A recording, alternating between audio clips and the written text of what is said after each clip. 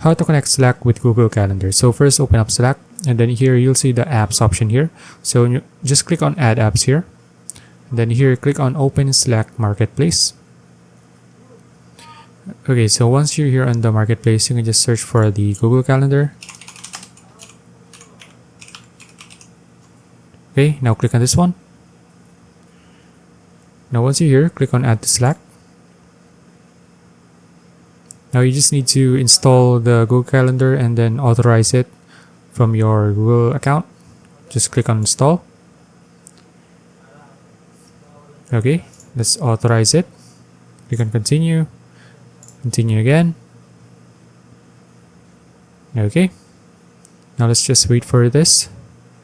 Okay, now as you can see, okay, wait, it worked, and there you go. Now we have Google Calendar in our Slack. It's been connected. Okay, so that's it. If you found this video useful, please like and subscribe for videos like this. See you in the next one.